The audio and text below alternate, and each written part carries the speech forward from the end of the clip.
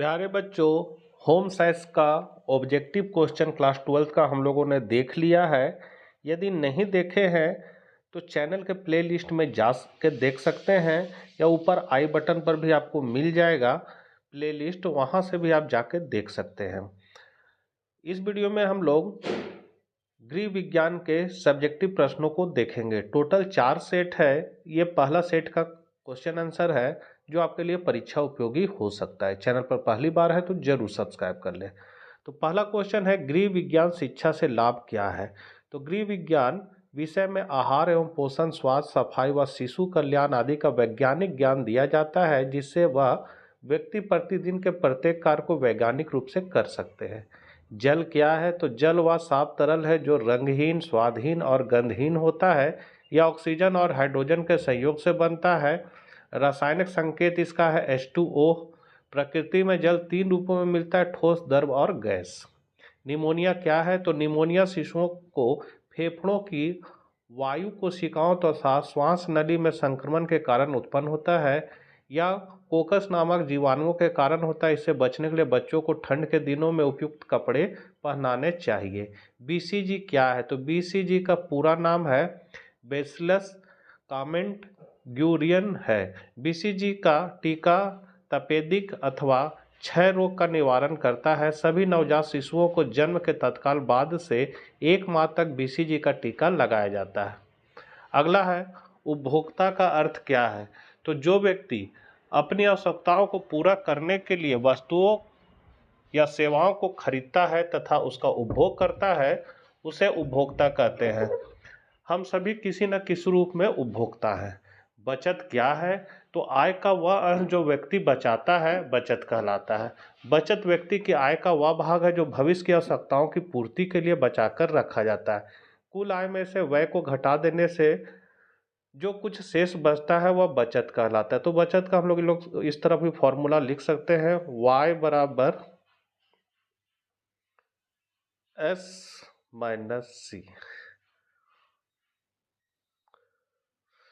अगला है, जीवन बीमा क्या है। तो जीवन बीमा बचत का उत्तम साधन है। यह जीवन बीमा निगम द्वारा किया गया एक बंध पत्र है जिसमें भविष्य में अनिश्चित विपत्तियों या घटना घटने पर बीमा धारक को उसके उत्तराधिकारी को एक पूर्व निश्चित धनराशि निगम द्वारा प्रदान की जाती है।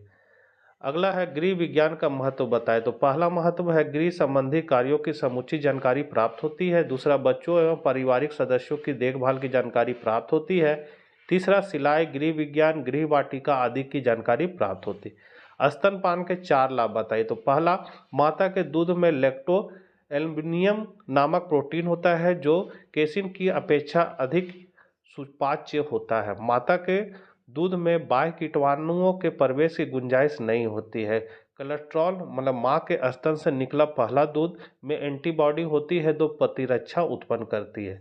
चौथा है, माता का दूध समान तापक्रम पर उपलब्ध होता है, इसे न गर्म करने की जरूरत होती न ठंडा।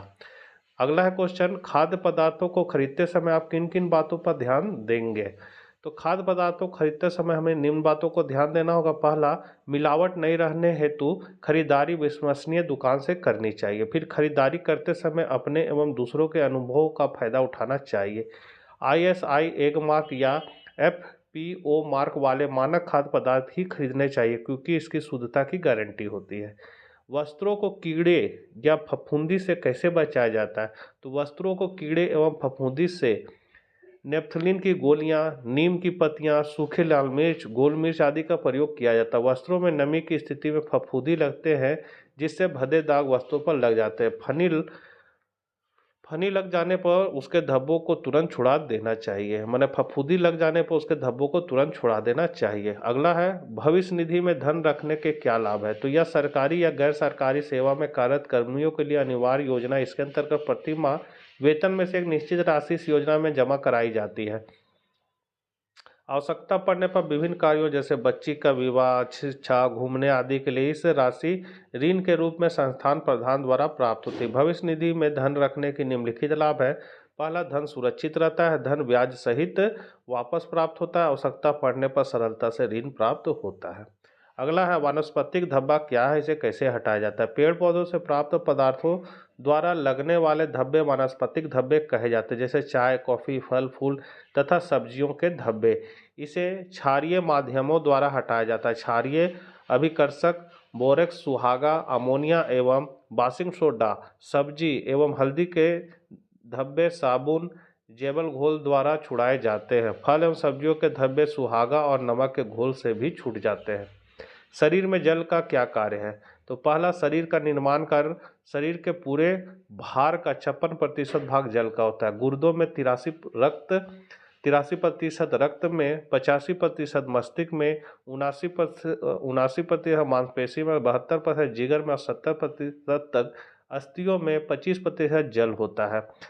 तापक्रम नियंत्रण के रूप में जल शरीर के तापमान को नियंत्रित रखता है। तीसरा, घोलक के रूप में यही माध्यम है जिसमें पोषण तत्वों को कोषों तक ले जाया जाता है तथा चयापचय के निरर्थक पदार्थों को निष्कासित किया जाता है।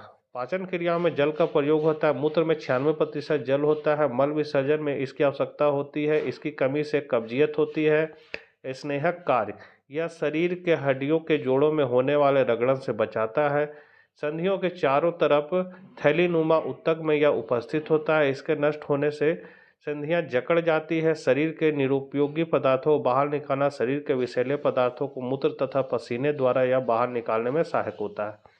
यहाँ से आपका दीर्घोत्तरीय प्रश्न है, गर्भावस्था में मुख्यतः कौन कौन से पौष्टिक तत्वों की आवश्यकता पड़ती है? विस्तार में लिखें। तो प्राचीन काल से ही गर्भावस्था के दौरान स्त्रियों को दिए जाने वाले भोजन के विषय में खास ध्यान दिया जाता था। इस समय यह मानता थे कि गर्भवती स्त्री जो भी कुछ खाती पीती उसका सीधा प्रभाव गर्भ स्थित शिशु पर पड़ता था। फलतः विभिन्न समाजों में इस तरह के दृढ़ नियम बन गए कि गर्भवती स्त्री को क्या खाना चाहिए।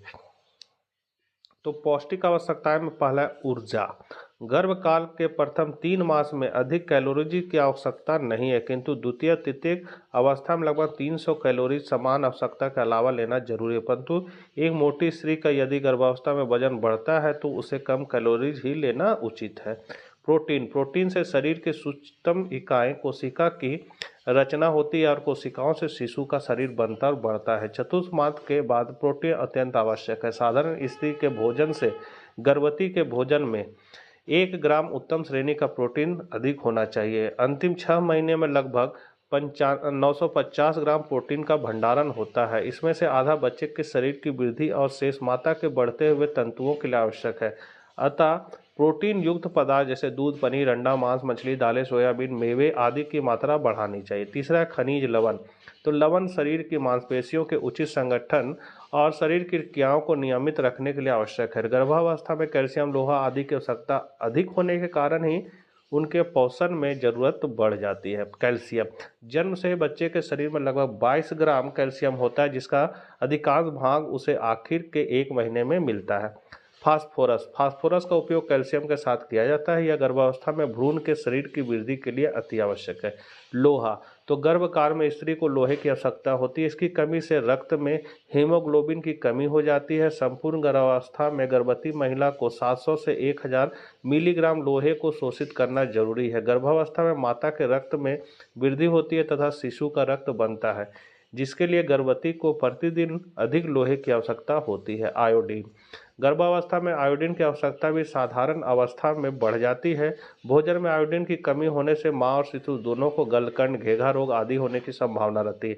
गर्भकाल की स्थिति में अबूट ग्रंथि अत्यंत क्रियाशील होता है। आयोडीन की कमी होने पर यह ग्रंथि थायरॉक्सिन नामक अंतःस्राव निर्मित करने का कार्य भी संपन्न करने लगती है, जिसके फलस्वरूप इसकी वृद्धि हो जाती है।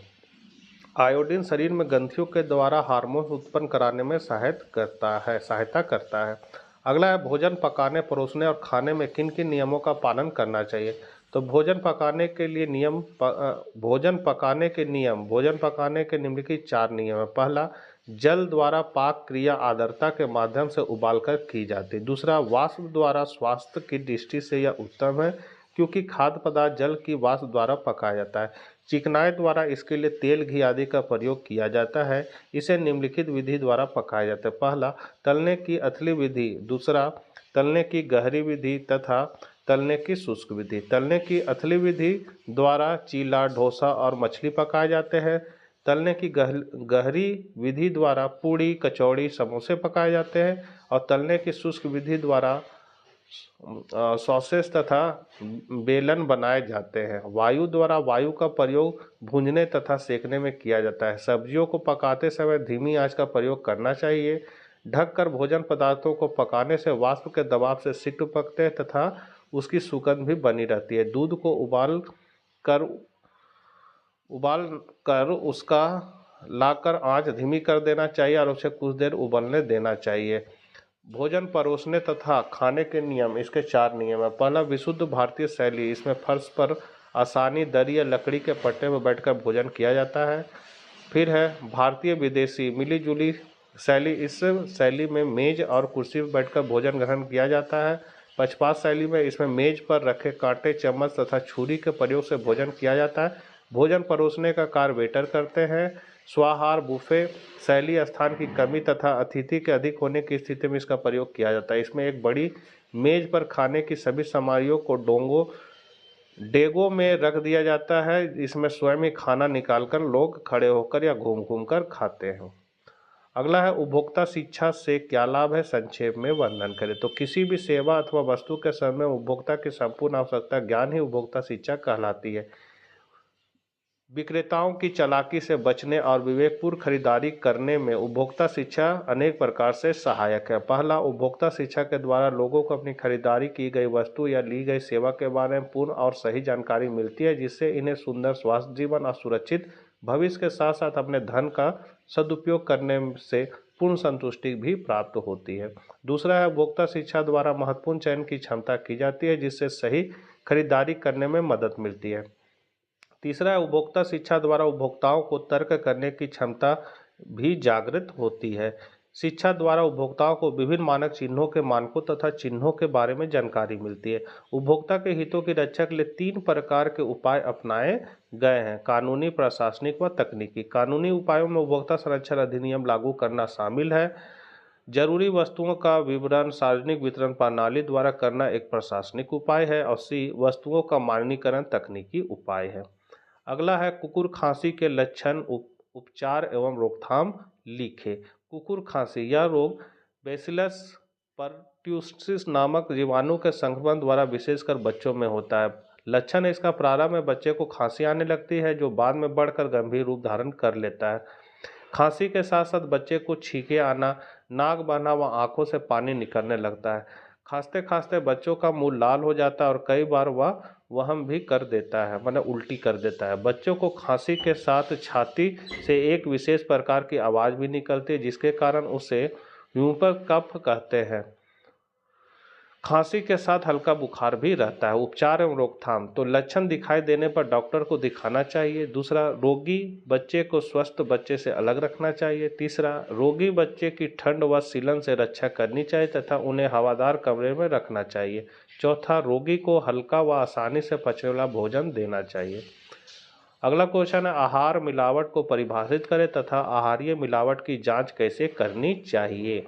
तो अभिक्षरण एक ऐसी प्रक्रिया जिससे खाद्य पदार्थ की गुणवत्ता का स्तर निम्न हो जाता है। खाद्य पदार्थ में कोई मिलता जुलता पदार्थ मिलाने या इससे कोई तत्व निकालने या इसमें हानिकारक तत्व मिलाने से खाद्य पदार्थ की गुणवत्ता में परिवर्तन आने को मिलावट कहते हैं। प्रयोग में लाए जाने वाले मिलावटी पदार्थों तथा इनकी जांच, तो दूध में मिलावट, तो दूध की मांग अधिक रहती है, इसलिए इससे मिलावट भी अधिक होती है। साधारणतः दूध में पानी मिलाया जाता है, परंतु चोरी छिपे मिलाया गया पानी अधिकतर नल, पोखर, तालाब, नदी या झील का होता है, जो कई तरह के कीटाणुओं से युक्त एवं प्रदूषित होता है। जांच, तो दूध की एक बूंद समतल चिकनी सतह पर गिराने से बूंद स्थिर रहती है या कुछ सफेदी छोड़ते हुए बहती है। पानी मिले दूध की बूंद सतह पर तुरंत बह जाती है और इसकी सफेदी भी पानी के लिए यानी हल्की होती है। घी और मक्खन में मिलावट, तो आमतौर से घी में वनस्पति को मिलाया जाता है। व्यापारिक दूध में वनस्पति घी मिलाकर इसका मक्खन निकालते हैं और उसका घी बनाते हैं। शुद्ध घी में वनस्पति घी मिलाकर पिघलाकर उसे शुद्ध घी के नाम पर बेचा जाता है। जांच, 1 चम्मच पिघले घी या मक्खन में उतनी ही मात्रा में हाइड्रोक्लोरिक एसिड मिलाने के बाद इसमें आधा चम्मच चीनी मिलाकर घोलने पर यदि 2 रंगहीन तहे दिखाई देने लगे तो समझना चाहिए कि घी या मक्खन में मिलावट नहीं है। यदि निचली तह भूरी लाल रंग की हो जाती है तो यह समझना चाहिए कि घी में वनस्पति मिला या हुआ है। दाल में मिलावट, तो अरहर एवं चने की दाल में खेसारी की दाल, पत्थर, पीला रंग आदि मिलाए जाते हैं। जांच, खेसारी की दाल चने की दाल से छोटी और अलग होती है, इसे चुनकर निकाला जा सकता है। अगला क्वेश्चन है, मिलावट से आप क्या समझते हैं, इसे रोकने के विभिन्न उपायों का वर्णन करें। तो मिलावट एक ऐसी प्रक्रिया है जिसके द्वारा खाद्य पदार्थों की प्रकृति, गुणवत्ता तथा पौष्टिकता में बदलाव आ जाता है। यह बदलाव खाद्य पदार्थों में किसी अन्य मिलती जुलती चीज मिलाने या उसमें कोई तत्व निकालने के कारण आ जाता है। उदाहरण के लिए दूध में क्रीम निकालना या उसमें पानी मिला देना मिलावट कहलाता है। मिलावट का रोकने का उपाय है, पहला पॉइंट है सरकार द्वारा बनाए गए नियमों का पालन। दूसरा पॉइंट है शुद्धता का प्रमाण पत्र। तीसरा, विज्ञापनों द्वारा सही प्रचार। चौथा है आपका मिलावट के विरुद्ध अभियान। पांचवा है महिलाओं का सहयोग। तो बच्चों, ये थे आपके सब्जेक्टिव गृह विज्ञान के प्रश्न। आशा करते वीडियो आपके लिए उपयोगी होगा। जल्द ही हम लोग सेट 2 के साथ मिलते हैं। जय हिंद, जय भारत।